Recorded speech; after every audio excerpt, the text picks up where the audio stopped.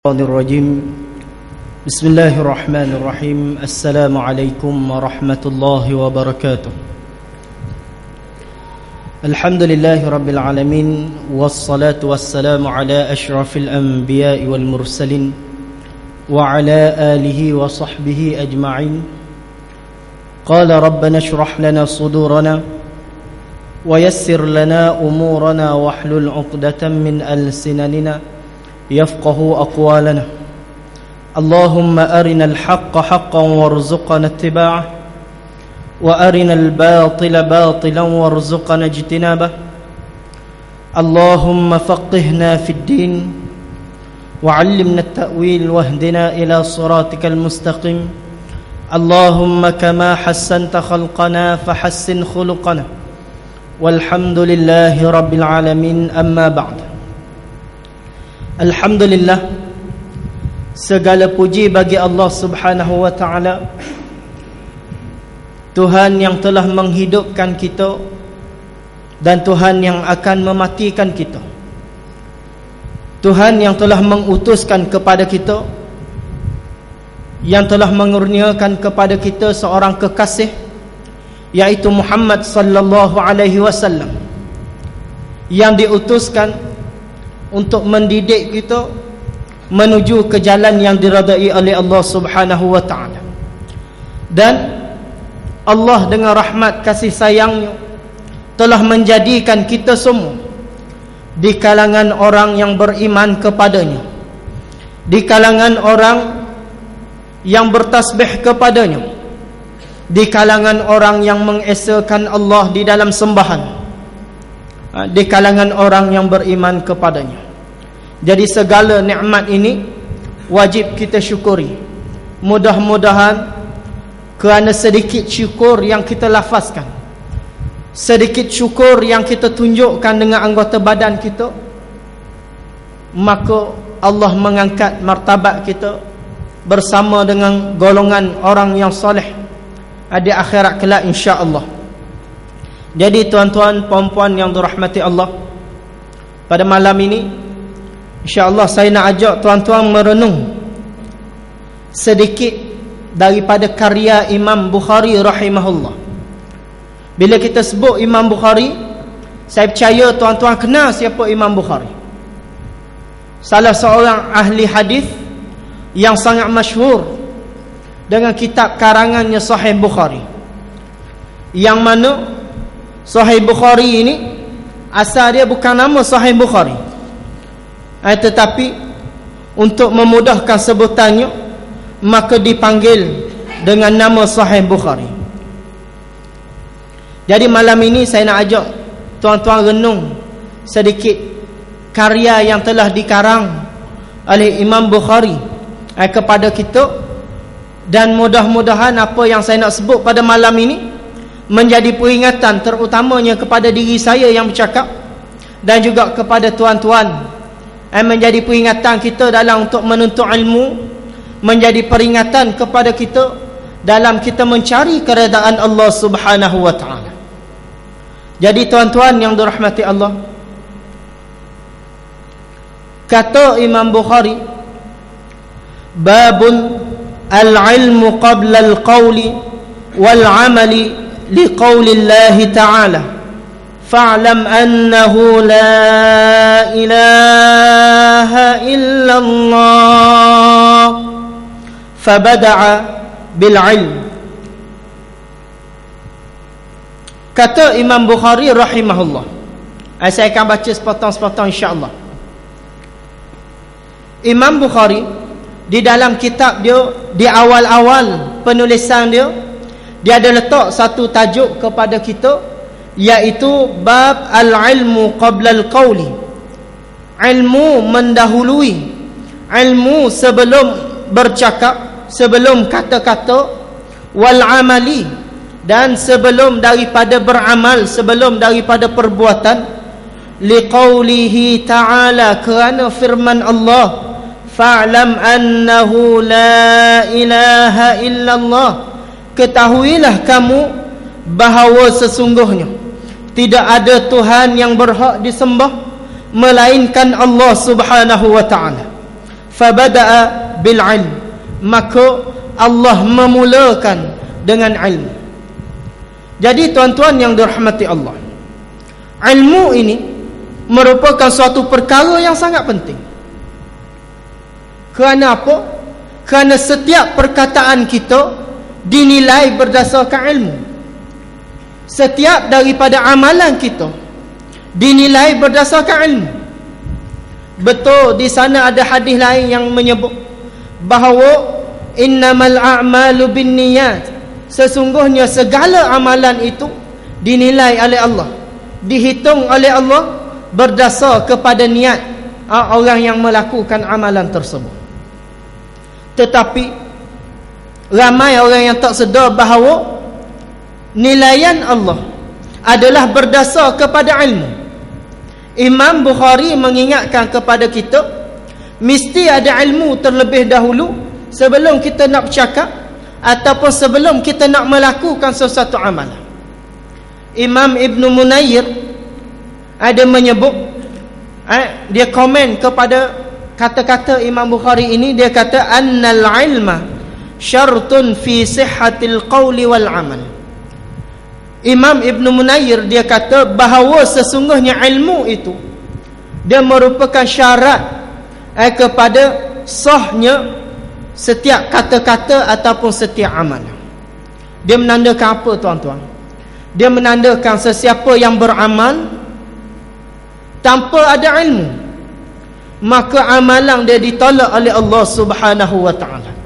Orang yang sembahyang tapi dia tak pernah belajar sembahyang, setakat dia tengok orang dia pergi masjid, dia tengok orang sembahyang, dia tengok tok imam sembahyang, dia pun tiru, tapi dia tak pernah belajar tentang sembahyang, maka ibadat dia walau sempurna macam mana sekalipun ditolak oleh Allah Subhanahu wa taala. Kerana apa? Kerana syarat sahnya amalan itu mesti yang pertama mesti didahului dengan ilmu. Dan Allah Subhanahu wa taala berfirman, fa'lam annahu la ilaha illallah, ketahuilah bahawa sesungguhnya tidak ada Tuhan yang berhak disembah melainkan Allah Subhanahu wa taala. Imam Bukhari kata fabada'a bil ilm, Allah memulakan dengan ilmu.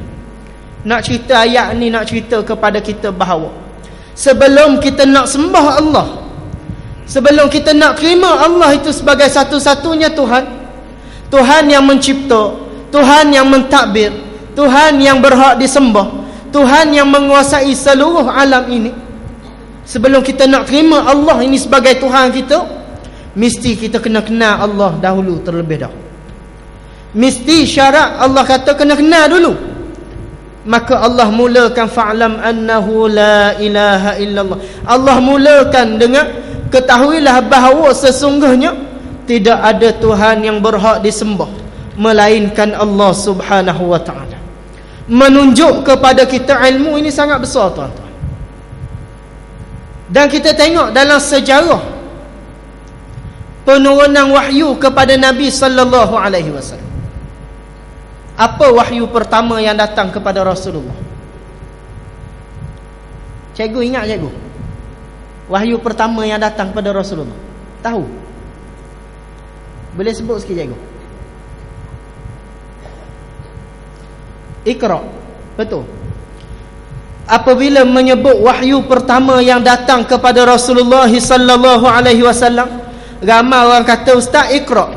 Iqra bismi rabbikal ladzi khalaq. Jawapan dia salah.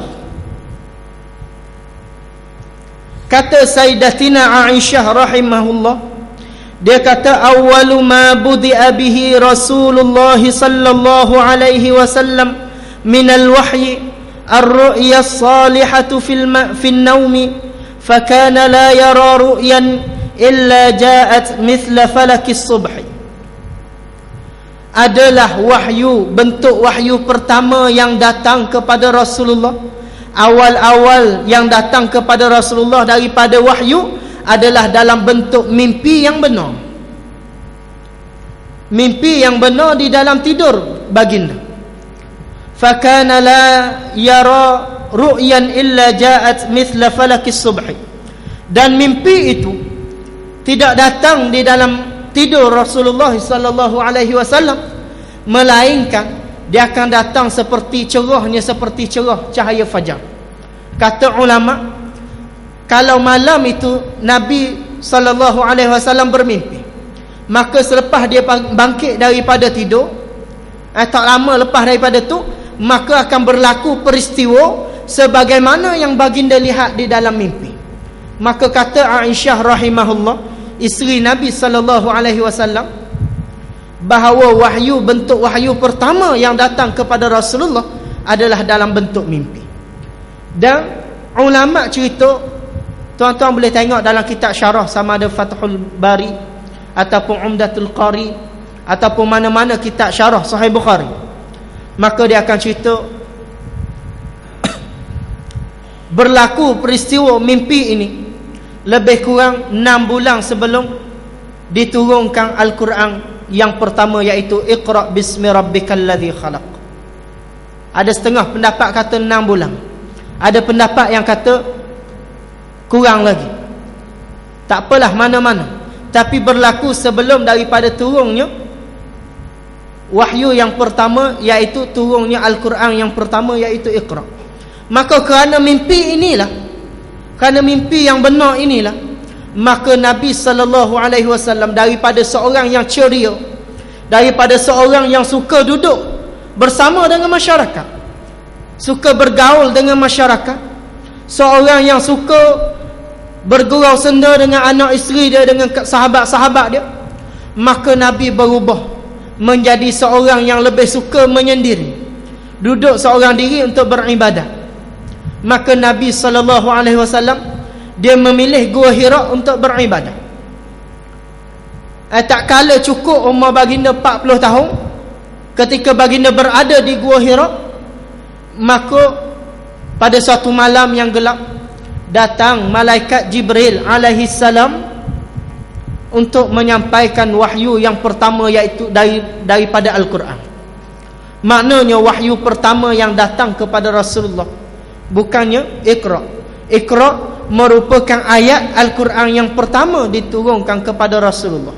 Walaupun di sana terdapat perbahasan ulama, ada khilaf ulama, dia kata, ada setengah ulama kata bukan Iqra ayat yang pertama. Tak apalah, pendapat yang paling masyhur, pendapat yang paling kuat mengatakan Iqra bismi rabbikal ladzi khalaq merupakan ayat Al-Quran yang pertama turun kepada Nabi sallallahu alaihi wasallam.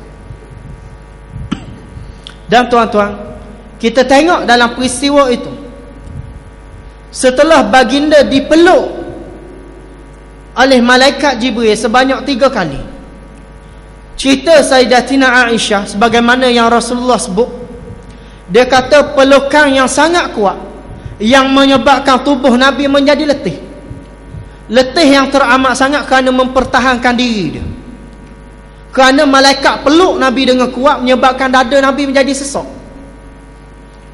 Boleh jadi kalau malaikat teruskan, boleh jadi, tak semestinya, boleh jadi boleh mati Nabi. Kemungkinan boleh mati Nabi kerana apa? Kuatnya pelukan malaikat Jibril. Kemudian diperintahkan oleh Allah supaya lepas. Berlaku peristiwa ini sebanyak 3 kali. InsyaAllah dalam kuliah yang lain saya akan cerita apa hikmah di sebalik sebelum turunnya ayat yang pertama, Nabi diuji dengan pelukan daripada malaikat, pelukan yang kuat menyebabkan Nabi menjadi sangat letih. Kemudian setelah disuruh oleh malaikat baca sampai 3 kali, Nabi tetap dengan jawapan dia, ma ana biqari, aku ni tak pandai baca. Maka lepas tu barulah turun ayat Al-Quran yang pertama, Iqra bismi rabbikal ladzi khalaq, khalaqal insana min 'alaq, Iqra wa rabbukal akram, alladzi 'allama bil qalam, 'allamal insana ma lam ya'lam. Maka turunnya ayat yang pertama daripada Al-Quran. Tuan-tuan cuba tengok, wahyu yang pertama Allah menyebut berkenaan Iqra. Iqra maksud dia baca. Iqra ini merupakan fi'il amar. Fi'il amar kalau dalam bahasa Arab Fa'il madinya, kata asas dia adalah qara'a. Qara'a maksud dia baca. Qara'a yaqra'u iqra'. Baca, iqra' ini perintah supaya Allah memerintahkan kepada Nabi suruh membaca. Kerana apa? Kerana nak simbolkan kepada kita, nak cerita kepada kita bahawa ilmu ini dia merupakan pintu masuk kepada membaca ini merupakan pintu masuk kepada ilmu. Bangsa yang suka membaca, maka bangsa itu bangsa yang banyak ilmu. Jadi Allah nak cerita kepada kita bahawa iman ini dia mesti mula dengan ilmu. Islam ini dia mesti mula dengan ilmu. Dan nak hidup senang atas dunia mesti mula dengan ilmu. Apatah lagi kalau kita nak hidup senang di akhirat, mesti kita mula dengan ilmu. Jadi Allah memulakan wahyu yang pertama kepada Nabi, menurunkan Al-Quran yang pertama kepada Nabi, menekan dari sudut ilmu dahulu. Allah menekankan kepada Nabi dari sudut ilmu. Kemudian barulah turunnya ayat yang kedua yang memerintahkan kepada Nabi supaya menyebarkan dakwah Islam. Tuan-tuan cuba buka kitab terjemah balik karang ayat 1 sampai ayat yang kelima, maka disebut berkenaan ilmu. Walaupun di dalamnya ada disebut berkenaan tauhid, tapi asasnya disebut berkenaan ilmu. Nak cerita kepada kita bahawa ilmu ini satu benda yang sangat penting. Sebab tu Imam Bukhari apabila dia menulis kitab ini, di antara bab yang dia tulis adalah al-ilmu qabla al-qawli wal-amal. Ilmu ini mesti didahului, mesti mendahului sebelum kita nak cakap, sebelum kita nak beramal, nak buat satu amalan, maka mulakan dengan ilmu. Kalau dalam bab semayang, tuan-tuan, kita tak bimbang. Kerana apa? Kerana ramai orang yang semayang, dia belajar semayang. Yang kita bimbang adalah dalam bab mengerjakan haji. Minta maaf saya sebut, ramai orang yang pergi haji ataupun pergi kerjakan umrah, tapi dia tak belajar molek berkenaan umrah, berkenaan haji. Betul, kita ada duit, kita boleh pergi. Kita ada 5,000, 6,000, kita boleh daftar package, kita boleh pergi. Tapi tuan-tuan, kita tanya diri kita, adakah umrah yang kita kerjakan diterima oleh Allah Subhanahu wa ta'ala? Kerana apa? Allah tidak terima amalan yang tidak didasari dengan ilmu. Setakat ikut-ikut orang. Ramailah kita dengar, dah apa sampai dino aku ikut orang baca benda aku baca. Orang tawah aku tawah. Orang lepas batu aku lepas batu. Aku tengok orang pilih batu lagu mana.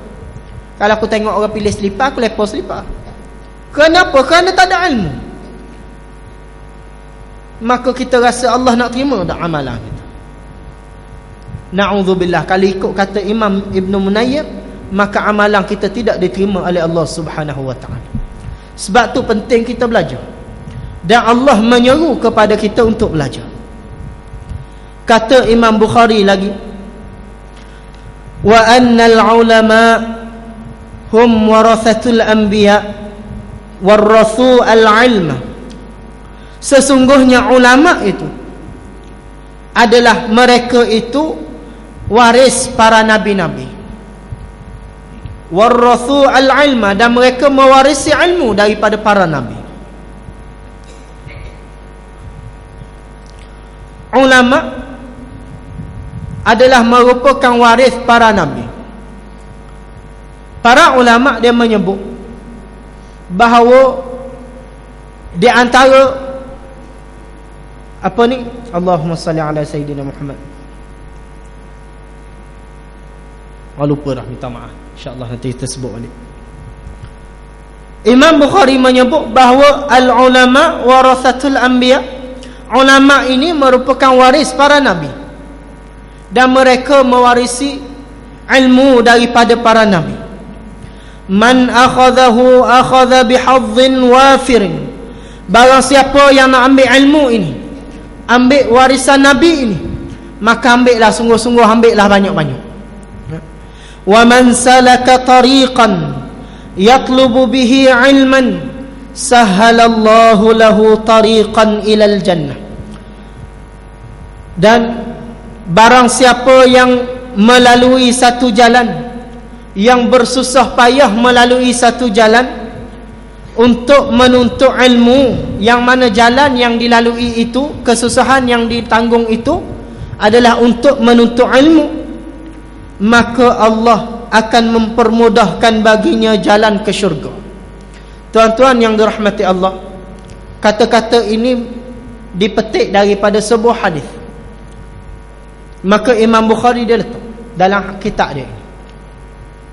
Imam Bukhari dia pesan, dia ingatkan kepada kita sebagaimana Nabi SAW telah ingatkan kepada kita, man salaka tariqan, barang siapa yang bersungguh-sungguh, yang bersusah payah melalui satu jalan, yatlubu bihi ilman, yang mana jalan yang dilalui itu dengan kesusahan itu, dengan kesungguhan itu adalah tujuan dia untuk menuntut ilmu, maka ganjaran dia sangat besar di sisi Allah Subhanahu wa taala.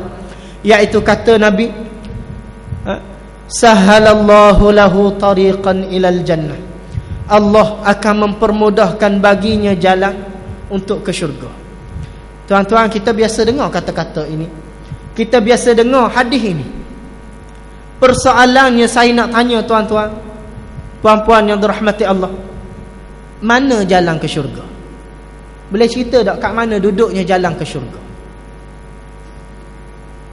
Kita tahu orang yang bersusah payah menuntut ilmu, maka Allah akan permudahkan jalan dia ke syurga. Dah masalahnya kat mana jalan ke syurga tu? Duduk mana? Kalau kita duduk di Masjid Abidin ni, kita kata aku nak pergi ke Batu Nang, ataupun aku nak pergi ke airport, lapangan terbang, maka kita tahu jalan hak kena lalu ikut jambatan Sultan Mahmud. Kalau nak pergi Batu Nang, turun straight siapa? Jumpa rombok tu Batu Nang lah tu kita kata. Kalau nak pergi ke airport, lapangan terbang, maka kita akan kata naik jambatan Sultan Mahmud straight, lepas daripada rumah tu, maka kita kata ada satu simpang masuk belah kanan. Masuk kau tu jalan straight, siapa hujung jalan akan jumpa lapangan terbang. Kita tahu tu jalan. Tapi persoalannya, Nabi sebut orang yang susah payah menuntut ilmu, Allah akan permudahkan jalan dia ke syurga. Mana jalan ke syurga tuan-tuan? Jalan ke syurga ni tuan-tuan, dia ada banyak. Cuma saya nak sebut dua sahaja. Selebihnya tuan-tuan boleh tanyalah ustaz-ustaz lain. Yang pertama, jalan ke syurga yang berada di atas dunia. Dan yang kedua, jalan ke syurga yang berada di akhirat. Jalan ke syurga yang berada atas dunia ni kat mana tuan-tuan? Apabila kita menuntut ilmu, kita bersusah payah menuntut ilmu, maka Allah Subhanahu wa taala akan mempermudahkan kita jalan ke syurga. Hak mana? Jawapan dia adalah Allah akan mempermudahkan kita untuk melakukan amalan soleh. Bila kita ada ilmu, kita akan jadi takut kepada Allah. Bila kita ada ilmu, kita takut untuk melakukan perkara yang merosakkan iman. Bila kita ada ilmu, kita takut untuk melakukan maksiat kepada Allah. Kenapa? Kerana kita tahu syurga tu macam mana, kita tahu neraka tu macam mana, kerana ilmu. Maka orang yang menuntut ilmu, maka Allah akan dorongkan hati dia untuk melakukan ketaatan kepada Allah. Allah akan dorongkan hati dia untuk meninggalkan maksiat kepada Allah Subhanahu wa taala. Maka bila dia ni jadi orang yang soleh, jadi orang yang taat kepada Allah, tidak melakukan maksiat kepada Allah, maka mudahlah dia nak masuk syurga. Boleh ke orang ni macam anak kita tak? Degil dak lalu. Kalau bahasa kampung orang kata degil nak mapuh. Orang nak mapuh tak degil gitu. Degil sangat. Kita suruh buat benda ni, dia tak mau buat. Suruh belajar tak mau belajar. Suruh gerak siapa tak mau gerak siapa. Tiba-tiba satu hari dia mari minta, ayah nak 50 riyal, nak pergi beli jang, contoh kata, tak pun nak pergi makan KFC. Rasa-rasa tuan-tuan kita nak beri tak? Tak mau beri tak? Sebab apa degil? Tapi kalau anak kita yang soleh, anak kita yang baik, kita suruh buat benda, dia buat. Suruh nyapu sapah, dia nyapu. Suruh bersih jambang, dia pergi bersih. Suruh kemas rumah, dia kemas. Suruh masak, dia tolong masak walaupun dia tak pandai. Kita sayang. Dia minta, ayah minta 100 nak pergi beli baju. Lebih mudah untuk kita keluarkan duit berbanding dengan anak yang tak dengar kata kita. Begitu juga orang yang melakukan ketaatan kepada Allah, dia lebih mudah untuk masuk ke syurga berbanding dengan orang yang melakukan maksiat kepada Allah Subhanahu wa taala. Tapi jangan kata orang yang buat maksiat ni kau masuk neraka. Tak semestinya tuan-tuan. Sebab apa? Syurga neraka ni milik Allah. Allah beri siapa yang dia nak, Allah tarik daripada siapa yang dia nak. Ada hadis yang cerita seorang lelaki dihadapkan di hadapan Allah, kemudian dibentangkan buku amalan catatan dia. Maka Allah tanya, dia tengok belakang amalan dia semua buruk. Allah tanya, ada tak apa-apa alasan mu nak nafikan, boleh batalkan mana-mana dosa kamu ni? Dia kata, tak ada ya Allah, tak ada alasan apa dah, memang aku jahat sungguh atas dunia dulu. Allah tanya, ada tak apa-apa kebaikan yang kamu buat yang boleh bandingkan dengan amalan kamu ni? Dia tengok, tak ada ya Allah, aku ni jahat sungguh atas dunia sampai tak ada amalan aku buat. Maka Allah kata, ada. Maka dikeluarkan satu catatan, di dalamnya tertulis kalimah la ilaha illallah. Di dalamnya tertulis kalimah, orang lelaki ni pernah masa hidup di atas dunia dia mengungkapkan kalimah la ilaha illallah. Maka Allah kata, kamu pada hari ini tidak akan dizalimi. Maka ditimbang amalan kalimah la ilaha illallah itu dengan dosa dia, maka lebih berat amalan kalimah la ilaha illallah itu, maka dia dibenarkan masuk ke syurga. Nak cerita bahawa syurga neraka ni milik Allah. Kita tengok jahat macam mana pun dia, lagi mana dia tak syirik kepada Allah, jangan kata dia ni ahli neraka, belum tentu. Dan kita kena bimbang, sebab apa? Kita ni ahli masjid, belum tentu kita layak masuk ke syurga. Cuma ada jalan nak masuk syurga ni, duduk saja buat amalan soleh. Maka nak sebut jalan ke syurga yang berada di dunia, Allah akan permudahkan kita melakukan ketaatan, melakukan amal ibadat yang menyebabkan Allah redha kepada kita.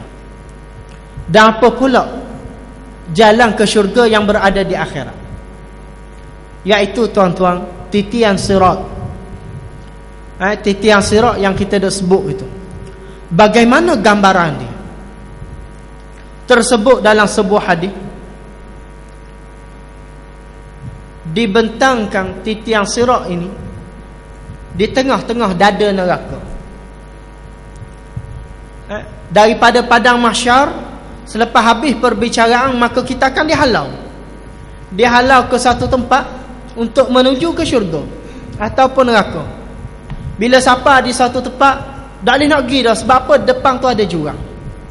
Disebut dalam hadis, jurang itulah jurang api neraka. Siapa jatuh dalam jurang tu, maka jatuh dia ke dalam neraka. Dan di tengah-tengah jurang itu ada satu titian yang sangat halus, yang sangat tajam, sangat halus dan sangat tajam. Manusia akan dipaksa melalui titian sirat itu. Tuan-tuan, tajam macam mana saya tak boleh nak bayang. Cuma saya boleh khabar pada tuan-tuan, saya teringat kisah saya nak sembelih arnak dulu. Berangang nak sembelih arnak, abang ipar saya wari arnak, saya pun rasa nak sembelih. Saya kata, mari abang nak sembelih. Saya pegang, abang ipar saya pegang kaki, saya pegang kepala, pegang pisau nak letak dekat tekak arnak tu. Tiba-tiba saya ni tak anda, arnak gelepar kena pada tangan saya. Pisau itu tersentuh sahaja di tangan saya tanpa saya tarik pun. Tak tarik pun, sentuh saja, zuk, terbuka kulit saya. Tu tajam pisau atas dunia, tuan-tuan. Sampai hari ni parut ada di tangan ni. Tu baru tajam pisau atas dunia. Kita tak tahu macam mana tajamnya titiang sirat yang bakal kita lalu. Yang mana Nabi sebut titiang sirat ini, ada orang akan lalui titiang sirat itu sepatah kilat. Ada orang akan lalu naik burung terbang lalu atas. Ada orang yang naik kuda kuku berlari, naik superbike ke, naik kereta sport ke, tak kira lah. Ada orang yang berlari, ada orang yang berjalan, ada orang merangkak, ada orang berjalan atas perut dia macam ular, ada orang yang berjalan di atas titiang sirat ini menggunakan muka dia macam mana, wallahu a'lam. Dah kalau tajam tara tu tuan-tuan, kita pijak rasa-rasa putus dah tubuh kita, rasa putus sebab tajam, terlampau tajam. Dan Nabi sebut bila kita lalu ni bukan lalu bodoh gitu je, dah akan ada cangkuk daripada neraka yang dilemparkan oleh malaikat daripada bawah lempar ke atas. Bila kena manusia hak lalu tu, yang akan tarik jatuh dalam. Ni titiang sirat yang kita nak lalu. Bila habis lalu titiang sirat itu, maka bermulalah kita tanah ke syurga, jalan untuk ke syurga, jadi selamat dah. Kalau siapa yang selamat daripada titiang sirat itu, maka dia akan mudah untuk pergi ke syurga. Dan tuan-tuan, orang yang bersusah payah menuntut ilmu ini, maka Allah akan mempermudahkan bagi dia melalui titiang sirat itu. Kenapa? Keberkatan dia bersusah payah menuntut ilmu. Ni besarnya kelebihan yang Allah beri kepada orang yang sungguh-sungguh nak tuntut ilmu. Kita tengok barang je. Mari duduk sejik tak ada telinga je, bukan kena bayar pun. Tuan-tuan mari sejik ramai-ramai ni tak kena bayar, free je dengar. Tapi kerana kesungguhan ni, kita susah payah mari. Orang tak ada motor, mari naik basikal, mari jalan kaki lelah sampai peluh baju. Kadang-kadang kena bawa 2 pasang, siapa-siapa sejik kena mandi pula sekali lagi. Bila duduk dalam sejik sakit pinggang pula. Sebab apa? Bukan ada sofa. Ustaz je ada sofa, relax boleh musing kiri, musing kanan. Ada tayar pula nak undur ke belakang ke depan. Ustaz je. Dah tuan-tuan ada benda? Tak ada benda, duduk seller gitu. Nak patah pinggang-pinggang tu. Seksa. Ada hak boleh sandar di tiang, sandar di tiang. Kerana kesungguhan tuan-tuan menuntut ilmu ini, kerana kita jaga, maka Allah akan mempermudahkan bagi kita jalan untuk ke syurga. Yang bila di akhirat, jalan kita nak lalu titiang sirat itu. Ini satu benda yang sangat besar tuan-tuan.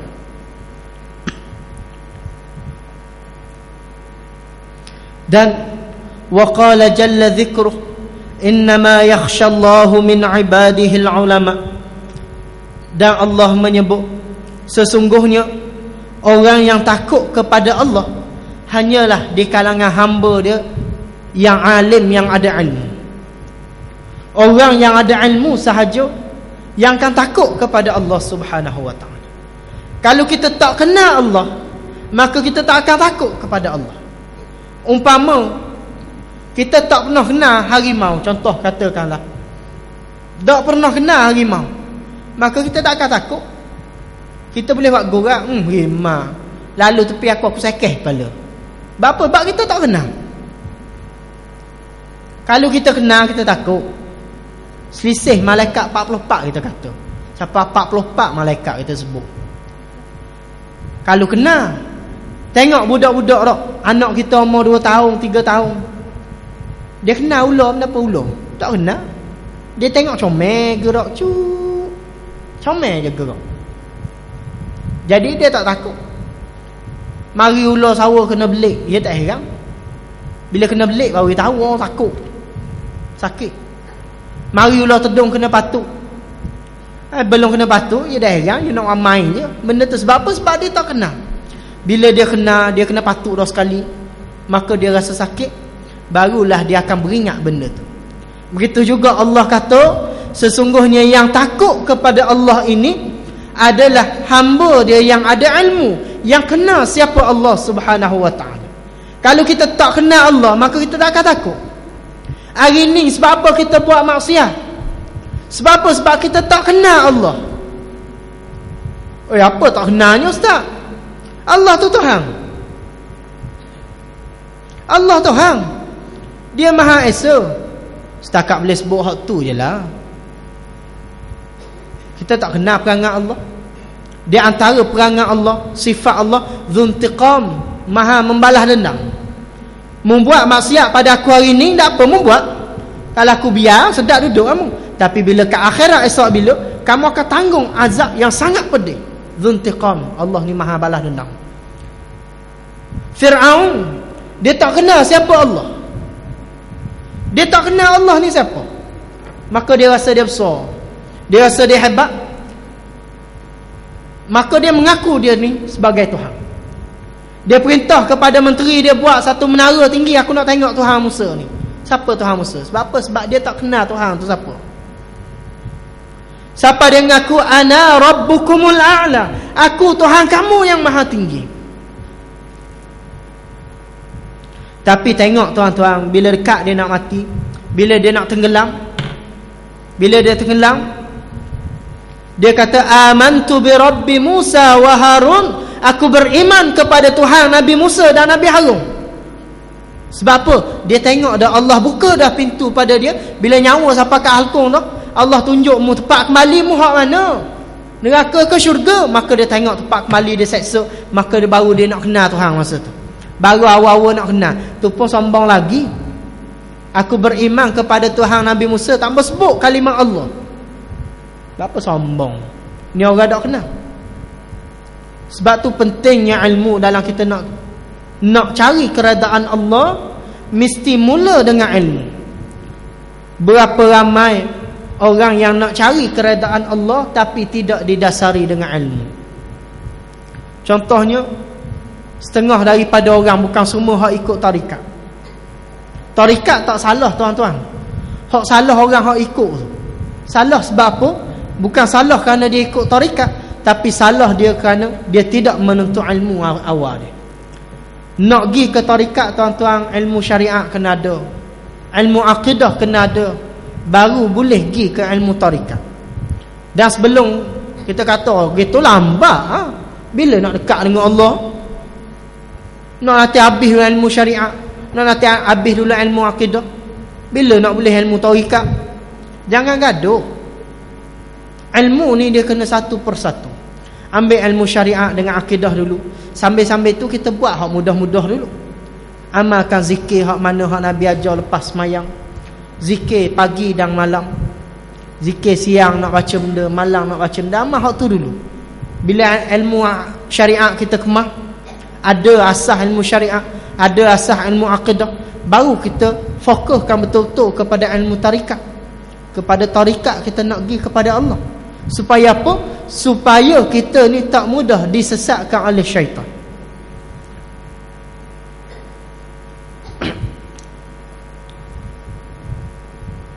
Dan tuan-tuan, saya nak lopak sikit sebab saya tengok masa pun nak habis dah.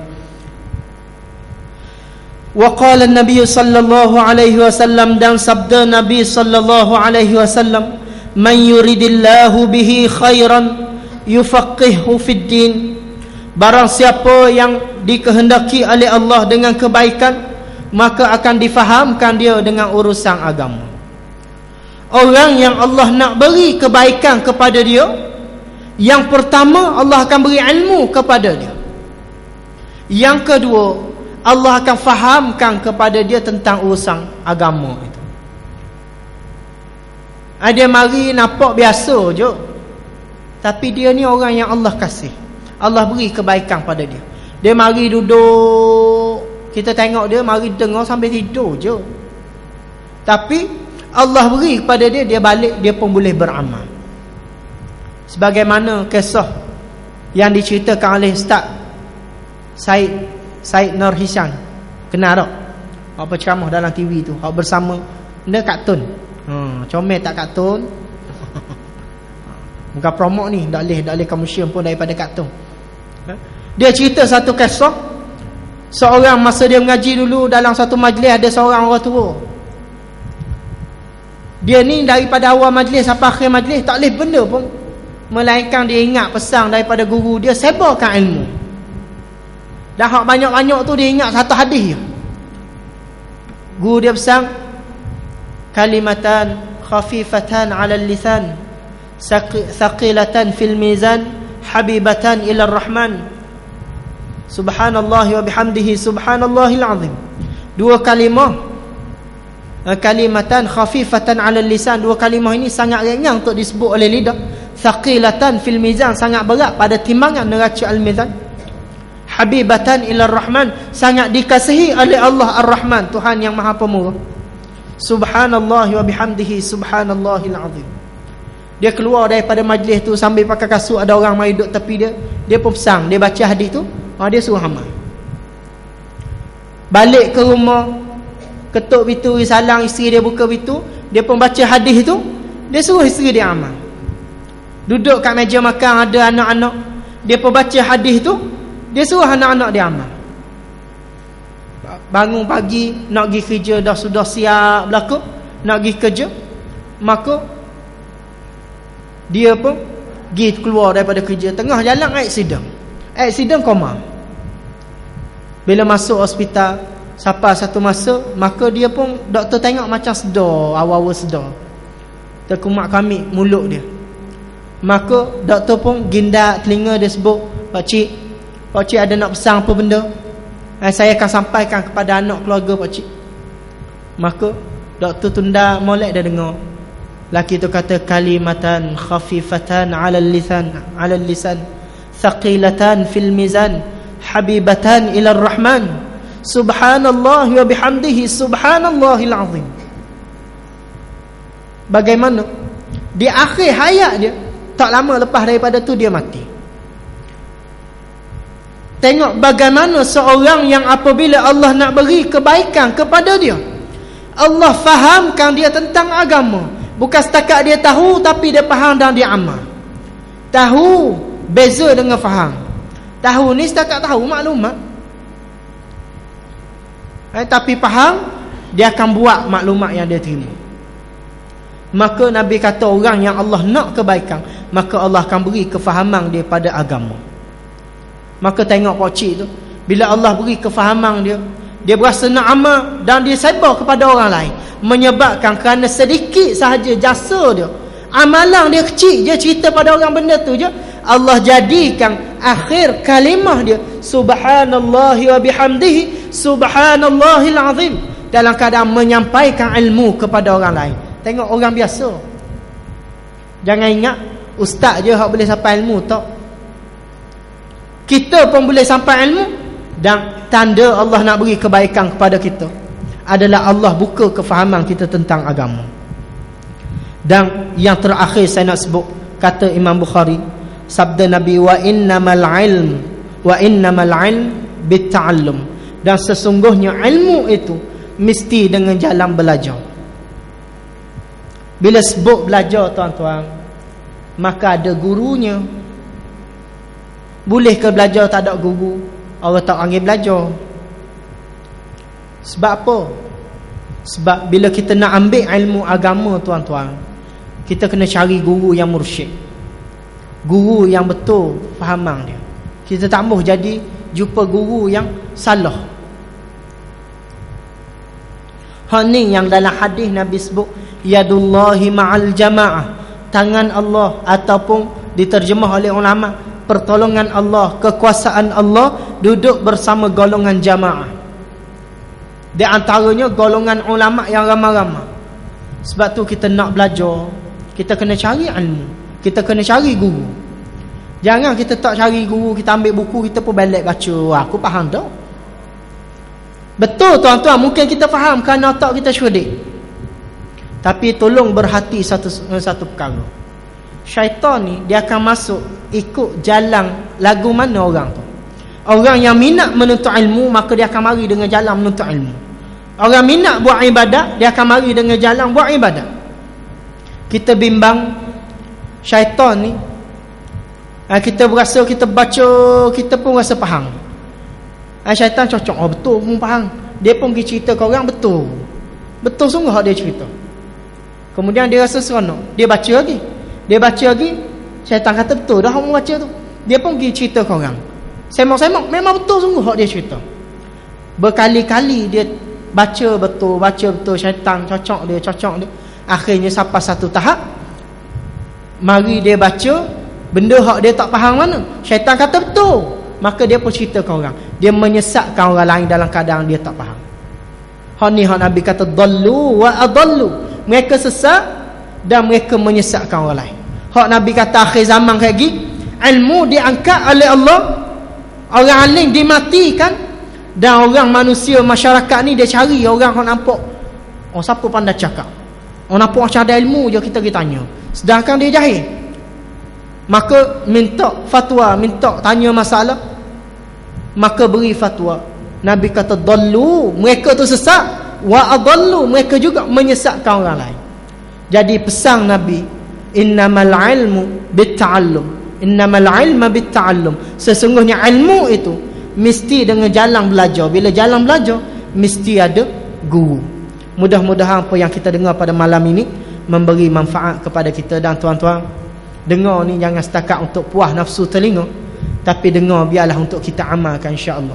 Kita beramal lepas ni sungguh belajar, biar kita diredai oleh Allah, cari jalan supaya kita jadi orang yang taat kepada Allah. InsyaAllah kita tutup dengan baca doa sikit. Bismillahirrahmanirrahim. Alhamdulillahirabbil alamin. Wassalatu wassalamu ala asyrafil anbiya'i wal mursalin wa ala alihi wa sahbihi ajma'in. Allahumma anfa'na bima 'allamtana wa 'allimna minhu ma jahilna wa dhakkirna minhu ma nasina.